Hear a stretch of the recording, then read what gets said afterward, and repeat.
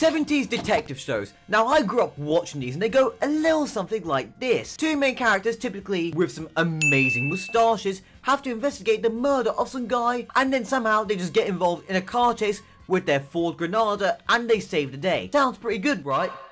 Well, now what if that was in anime form? Then you get the anime Gunsmith Cats. This anime is a 3-episode OVA which fills out nearly all the criteria I mentioned earlier, except for the amazing moustaches, because the characters in this anime are two badass women. And also, they drive a 1967 Ford Mustang Fastback.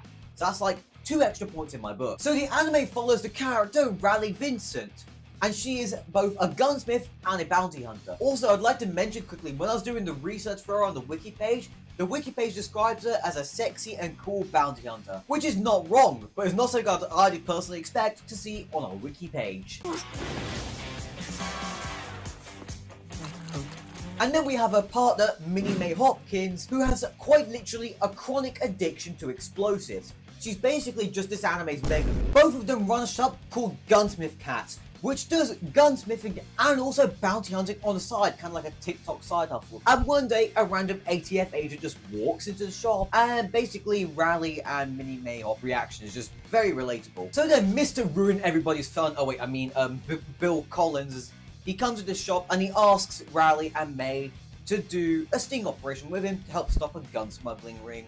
And they're like, no, but then he throws a curveball, like, well, I could arrest you guys for having illegal explosives and also like a class 3 firearm note. But like, if that was me, I'd be like, yeah, so what? This is a level 3 arm. Are those level 4 plates? And get out of here. Scrooge, my tomb is a residence for federal agents. Wait, that's not the phrase. So then they are roped into working with the ATF, which is definitely a fate worse than death.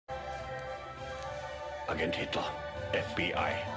So while I was sitting there just scratching my balls watching the first episode, I noticed, oh shit, some of these hand signals look very, very good. So I carry a pigeon to my local Finnish anime YouTuber, and then he said this about this particular scene. Pretty close to standard NATO ones, not even anything fancy. Fairly standard pre-planned execution instructions with an ending of go. And then one other thing is, I noticed that the ATF guy's voice felt very, very familiar. So upon like 2 minutes of research, I was, oh shit, it's just Abuto from Gintama. The voice actor's name is Bochu Otsuka, and he also did Jiraiya from Naruto and Hans von Zetsu from Tanya the Evil. One random thing I noticed was that like the anime has a slight thing for trying to get Riley naked in multiple different scenes. Like, I mean, she's hot and packing some heat as in firearms, but like this like ecchi in this anime is a bit too much even for me. And there was a scene where practically it just ran on motherfucking hentai logic for a minute. Like in a fight scene, a crane just randomly comes off and just rips like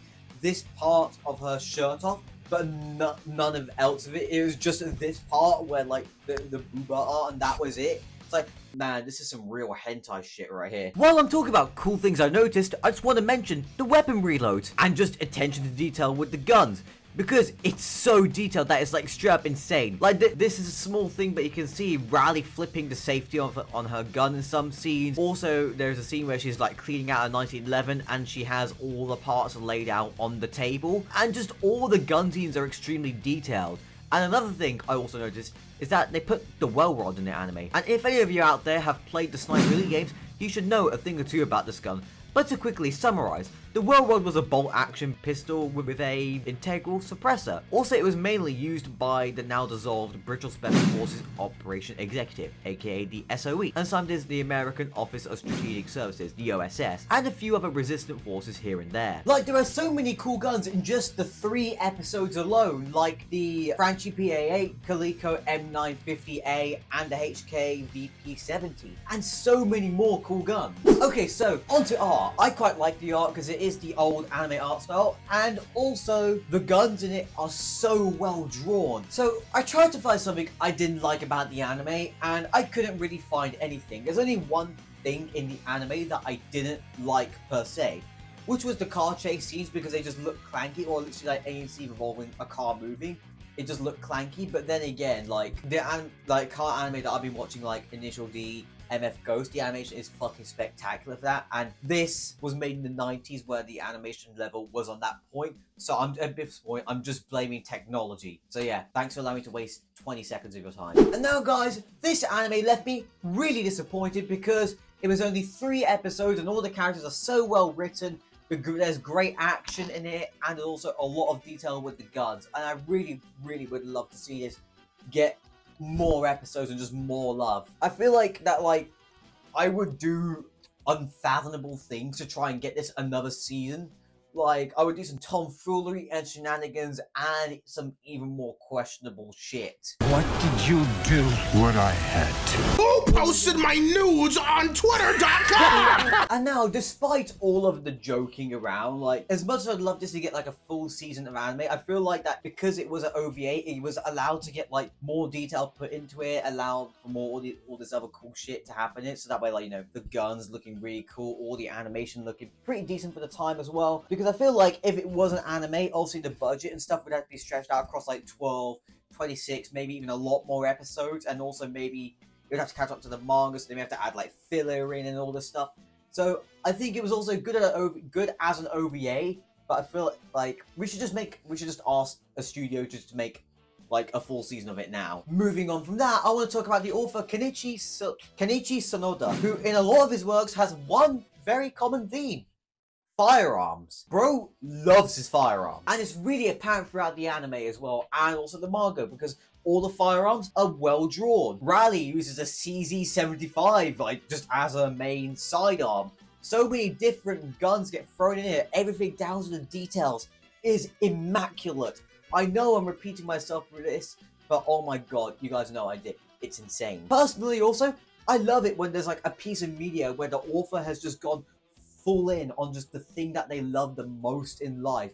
Like, for example, Aki Hamazi and the manga Bocce the Rock. She, in the interview, and also some other sources I found, Aki Hamazi really loves J-Rock. Throughout the manga, there's so many references to J-Rock and all like these band stuff that you wouldn't typically know unless you either A, be in a band, or B, like really researched into bands, and it's just amazing. Another example is me, Speedy Boy 696. I love anime, metal music, and all this other shit. Like, you can see it because I wear this thing all the time in my videos. Like, to show how much I love heavy metal. I also love anime too. I hope you guys can see that in the videos when I make them. You can see my passion I have for certain animes. Whether also I be loving the anime, or I be hating it, or I be talking about some other things I also talk about on this channel. Like, I hope you guys can feel the sort of passion I have for these things, because otherwise, I don't think I'll be making good videos. Actually, I never make good videos. But yeah, guys, everybody has a passion that they just love, like, whether that be guns, rock music, tentacle. But most importantly in life is your passion, and not anybody else's. So if somebody tells you that your passion is fucking cringe, tell them that they are the NATO calling name of the Antonov AN-22 anti. Anyways, goodbye.